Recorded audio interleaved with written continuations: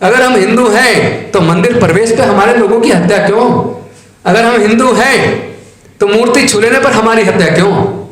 इसका मतलब अंतर समझ जाइए। मेरे समाज के लोग तो अंतर समझने लगे हैं, और जिसकी समझ आ रहा है वही बुद्ध की ओर चल पड़ा है। जिसके समझ आ रहा है वही बुद्ध की ओर चल पड़ा है। हमें यह पहचानना होगा वो कौन लोग हैं जिन्होंने जातियां बनाई, और जाति के बनने से कौन फायदे में रहा, और जाति के बनने से हजारों साल से कौन लोग हैं जो नुकसान में हैं। तो जाति की वजह से तो बहुजन समाज के लोग नुकसान में हैं। लेकिन अगर हमारे साथ जो लगातार जुल्म चल रहा है, अगर मैं इसके लिए किसी को ज्यादा जिम्मेदार मानता हूं तो मैं जाति बनाने वालों को ज्यादा जिम्मेदार नहीं मानता। मैं अपने बहुजन समाज के उन लोगों को इसके लिए जिम्मेदार मानता हूं जो किसी ने चालाकी से पहले जाति बनाई, लेकिन आज हम अपनी मर्जी से जातियों में बने हुए हैं। हम आखिर जातियों को छोड़ने में हमें दिक्कत क्या है? एक तरफ हम कहते हैं जाति की वजह से हमारा उत्पीड़न हो रहा है, तो फिर भी जाति में क्यों बने हो? छोड़ दो जातियों को। बाबा साहब तो रास्ता बता कर गए, बुद्ध का धम्म देकर गए। बुद्ध के धम्म में तो कोई जाति के लिए स्थान नहीं है।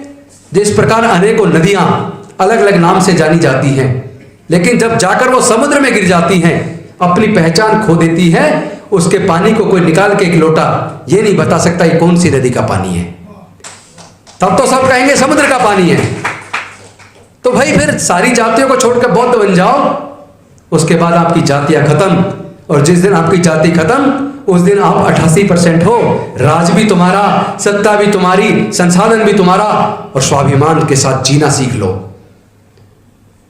मैं समझता हूं गुलामों की तरह जीने से बेहतर है सम्मान के साथ चाहे एक दिन का जीवन हो। लाइफ लंबी बेशक ना हो, लेकिन स्वाभिमान से परिपूर्ण होनी चाहिए। बुनियाद हिल गई है और दीवार का गिरना बाकी है, तो दीवार गिराए बिना तो चैन से बैठेंगे नहीं अब। और बात दिल्ली के नहीं, आज आपके सामने सब भाइयों के सामने घोषणा कर रहा हूं, 2 महीने के अंदर पूरे भारत से कम 5000 वकीलों का संगठन, कहीं भी कोई जुल्म होगा सैकड़ों की संख्या में हमारे वकील उसके लिए लड़ने के लिए कोर्ट पहुंच जाएंगे। 5000 वकील कम से कम आने वाले 2 महीने के अंदर तैयार करेंगे। क्योंकि ये लड़ाई न्याय की है। ये लड़ाई किसी की कुर्सी बचाने की नहीं है। ये लड़ाई किसी को एमपी और एमएलए बनाने की भी नहीं है। क्योंकि ये जो एमपी एमएलए हम बनते हैं, मंत्री बनते हैं, ये तो डॉक्टर बाबा साहब अम्बेडकर रास्ता बनाकर गए, वरना गांव का प्रधान कोई हमें बनाने के लिए तैयार नहीं आज भी। बल्कि सच बताऊं अपना अनुभव, तो 5 साल 4 महीने के करीब मंत्री रहा हूं। तो मंत्री रह के कभी कभी लगता था जैसे मेरे पर बंधे हुए हैं और उड़ना बहुत ऊंचाई पे है। क्योंकि क्या मेरे समाज की बहन बेटियों की इज्जत टूटना बंद हो गई क्या? क्या ये सच नहीं है कि आज भी हमारे युवाओं की मूंछ रखने पर हत्या हो रही है? आज भी हमारे युवाओं की घड़े छूने पर हत्या हो रही है? आज भी हमारे समाज के लोगों की मंदिर प्रवेश पर, मूर्ति छूने पर हत्या हो रही है? बदला क्या? ऐसा कोई राज्य नहीं है जिसके अंदर अनेकों विधायक और सांसद हमारे समाज के जीत के न जाते हों बाबा साहब के दिए रिजर्वेशन से। ऐसी कोई राज्य सरकार नहीं है जिसके अंदर SC ST के मंत्री ना हो। केंद्र में भी बहुत सारे मंत्री हैं। लेकिन मैं आप सबसे पूछना चाहता हूं, क्या समस्या का समाधान हो गया? 2 राष्ट्रपति पहले रह चुके और तीसरी राष्ट्रपति अब है। क्या हमारे समाज पे होने वाले जुल्म जाति बंद हो गई? पूरे देश के किसी भी पार्टी का एक नेता बता दो, जब हमारे समाज के ऊपर जुल्म जाति होती है, बहनों का बलात्कार करके हत्या होती है और हमारे मुद्दों को कोई और उठाता हो। सबसे ज्यादा शर्म तब आती है जब किसी दलित के साथ जुल्म हो और उस पॉलिटिकल पार्टी के SC ST विंग प्रदर्शन करती है। क्यों भाई? SC ST पे जुल्म होगा तो SC ST आवाज उठाएगा, कश्मीरी पंडित पे जुल्म होगा तो पूरी की पूरी पार्टी आवाज उठाएगी। यह दोहरा चरित्र चलने वाला नहीं है। मैं सभी पार्टियों को कह देना चाहता हूं, हम लोग राजनीति में आए लेकिन आने की इच्छा कभी नहीं रही। आए हैं तो कुछ करके दिखाएंगे। अगर मेरा समाज मुझे कहे राजेंद्र गौतम तुम्हें जिंदगी भर चुनाव नहीं लड़ना, तो मैं अपने समाज की बात को मान के पूरे जिंदगी चुनाव ना लड़ने का संकल्प करके अपने समाज के हक अधिकार की लड़ाई को पूरे देश के अंदर लड़ूंगा। क्योंकि जो चल रहा है मैं देख रहा हूं, हमारे लोग मंत्री बन जाए, कुछ भी बन जाए, लेकिन उनके ये समझ लीजिए कि वो स्वच्छंदता से काम नहीं कर सकते। मेरा तो पहले से ही मन करता था, मैं दिलीप जी को शेयर करता था, कई बार मन करता है मैं जल्दी से जल्दी रिजाइन दूं और पूरे देश के अंदर अपने समाज को तैयार करूं। जो इंसिडेंट हुआ आपके सामने है, भारत का संविधान सबको धार्मिक आस्था और उपासना की आजादी देता है, और ये फ्रीडम ऑफ चॉइस है कि आपको कौन सा रिलीजन फॉलो करना है, किस में फेथ रखना है। ये तो भारत का संविधान, उसने सबको चॉइस दिया है। किसी को 22 प्रतिज्ञाओं से दिक्कत नहीं है। ये तो गुजरात के चुनाव की वजह से मुद्दा बनाया गया, लेकिन जो बना, मैं इसके लिए बीजेपी को साधुवाद देता हूं, बधाई देता हूं। क्योंकि अगर बीजेपी से मुद्दा ना बनाती तो पूरी दुनिया 22 प्रतिज्ञाओं को ना जान पाती। आज पूरी दुनिया 22 प्रतिज्ञाओं को जान गई, और पूरे देश के कोने कोने में लोग तथागत बुद्ध के धम्म को अपना रहे हैं। क्योंकि बुद्ध के धम्म में समता, स्वतंत्रता, बंधुता, न्याय, प्रज्ञा, शील, करुणा, मैत्री, बुद्ध का धम्म ही तो है जो भारत से पूरी दुनिया को शांति और मानवता का संदेश लेकर गया है। जिन देशों में कट्टरपन है और बड़ा है, वो सारे देश तबाह हो गए। उनकी तबाही से हमारे देश को सबक लेना चाहिए। जो देश कट्टरपंथी हैं, जो धर्म के नाम पर अंधे हैं, वहां आए दिन जिस तरह तख्ता पलट होता है, खून खराबा होता है, वहां शांति नहीं है। और जहां शांति नहीं होती वहां खुशहाली नहीं होती, वहां तरक्की नहीं होती, वहां प्रगति नहीं होती। बुद्ध का धम्म भारत से गया और लगभग 56 देशों ने अपनाया। 128 देशों में बुद्ध के धम्म को मानने वाले लोग हैं। मैं आज अपने आप को बड़ा गौरवान्वित महसूस कर रहा हूं कि जिस तरह पहले कोई भी घटना होती थी तो उन हर घटना पे हम 50-50, 100 वकील कोर्ट में जाके अपने लोगों की हक की लड़ाई को लड़ते थे। अब वो और ज्यादा ताकत के रूप में हम तैयार हो रहे हैं। मैं अपने आप को बहुत बलशाली महसूस कर रहा हूं। लड़ाई छोटी नहीं है। लड़ाई इसलिए बन गई है क्योंकि उन लोगों की नींद हराम हो गई, जो लोग हजारों साल से, जिन्होंने धर्मशास्त्र में लिखकर हमारे लोगों को 3500 साल तक पढ़ने लिखने से, ज्ञान से वंचित रखा।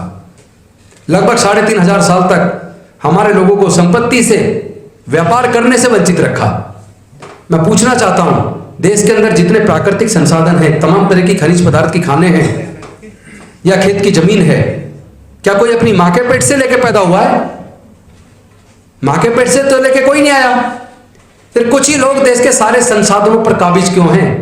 कुछ ही लोग उस देश के सारे संसाधनों के मालिक क्यों हैं जिससे अरबों खरबों रुपए पैदा होता है? उसमें देश के बहुजनों का हिस्सा कहां है? मुझे पूरे देश में, क्या पूरी दुनिया में एक एग्जाम्पल बता दो जब किसी को कोई गंभीर बीमारी हो जाए और डॉक्टर कहे आपको डबल ऑपरेशन होना है, बड़ा ऑपरेशन होना है, आप 20 यूनिट ब्लड का इंतजाम करो। जिसका ऑपरेशन होना है, जो पीड़ित है, पूरे दुनिया का कोई एक एग्जाम्पल मुझे दिखा दो जो ये कहे कि मुझे ऑपरेशन के लिए केवल ब्राह्मण का ब्लड चाहिए, या मुझे केवल मुसलमान का चाहिए, या सिख या ईसाई का चाहिए। जब जान बचानी हो तो कहते हैं ब्लड डोनेट करवा दो 20 यूनिट, कोई भी दे दे। इसका मतलब जाति कुदरत ने नहीं बनाई। अगर जानवर का खून इंसान को चढ़ जाता तो फिर किसी इंसान को शायद ब्लड डोनेशन की जरूरत ना पड़ती। बाबा साहब छोटी मोटी कोई चीज नहीं थे। बाबा साहब का चिंतन इतना गहरा है। मुझे लगता है कि जो बाबा साहब उम्मीद करते थे कि हमारे पढ़े लिखे लोग आएंगे और इस मूवमेंट को लेके चलेंगे, कहीं ना कहीं यह मन को कचोटता था। हमेशा लगता था इस लड़ाई को आगे कैसे बढ़ाया जाए। जिसको देखो समाज से शुरुआत करता है और MP MLA मंत्री बन के खत्म हो जाता है, लड़ाई छूट जाती है। जिन लोगों के हाथ में बहुमत से सत्ता दी, वहां भी लड़ाई छूट गई। अगर केवल मुख्यमंत्री, प्रधानमंत्री, राष्ट्रपति बनने से समाधान हो जाता तो हमारे 2 राष्ट्रपति बन चुके, तीसरे बने हुए, फिर तो समाधान हो जाना चाहिए समस्या का। समाधान नहीं है। हमें तो अपना हक लड़ के लेना होगा। वैसे भी हक कोई मांगने से देता नहीं है, हक तो छीनना होगा। मैं समझता हूं कि आज एक तो मैं आप सबका आभार व्यक्त करता हूं, आपने मुझे बुलाया, और मैं आपको एक प्रॉमिस जरूर करूंगा, मैं मर सकता हूं पर झुकूंगा नहीं, किसी कीमत पे नहीं झुकूंगा। और अम्बेडकराइट होना किसी भी बड़े से बड़ी कुर्सी से अपना आप में बहुत मजबूत है, बहुत बड़ा है। कोई कितने बड़ी कुर्सी पे बैठा हो, याद रहे एक बार उसकी तुलना किसी सच्चे अम्बेडकरवादी से कर लेना, उसके सामने आकर उसका पेशाब निकल जाएगा। हम लोगों ने तय किया है पूरे देश के अंदर हम अब जाएंगे। जितना पूरे दुनिया से मुझे फोन आए, पूरे दुनिया से और भारत के कोने कोने से, मुझे तो पहली बार लगा है कि दर्द तो सब अंदर छुपाए हुए थे, इस घटना के बाद वो दर्द निकल कर बाहर आ गया। किस किस को रोकोगे? 22 प्रतिज्ञाएं देश के कोने कोने में हो रही हैं। कोई गीत गा के कर रहा है तो कोई दूसरे तरीके से कर रहा है, और करके गौरवान्वित महसूस कर रहा है, उसे गौरव की अनुभूति हो रही है। सोच के देखो, जिस दिन पूरा भारत बौद्धमय बनेगा, फिर से भारत दुनिया में नंबर 1 बनेगा। एक समय सम्राट अशोक के टाइम पे बौद्धमय भारत था, लेके म्यांमार से ईरान तक पूरा भारत बौद्धमय था। जहां खोदते हैं वहीं बुद्ध निकलते हैं। ये जो मंदिर में ढूंढते फिर रहे ना कि शिवलिंग है क्या है, मस्जिद में ढूंढ रहे हैं, मैं इनको कह देना चाहता हूं पूरे देश के अंदर खुदाई करवाना बंद कर दो। कहीं ऐसा ना हो कि जहां खोदोगे बुद्ध निकलेंगे, केवल और केवल बुद्ध निकलेंगे। और यही कड़वा सच है। भारत में 2200 के करीब गुफाएं हैं। 2200 के करीब गुफाओं में से 2000 से ज्यादा गुफाओं के अंदर बुद्ध नजर आते हैं, बुद्धिस्ट संस्कृति नजर आती है। तो हमारे पूर्वज बौद्ध थे। हम कोई धर्म परिवर्तन ना तो करते हैं ना करवाते हैं, हम केवल अपने लोगों को याद दिलाते हैं कि हमारे पूर्वज बौद्ध थे, हम लोग रास्ता भटक गए थे। अब चलो वापस अपने बुजुर्गों की सांस्कृतिक विरासत में, बुद्ध के धम्म में घर वापसी करें। हम तो वापसी कर रहे हैं, अपने बुजुर्गों की सांस्कृतिक विरासत में वापस आ रहे हैं।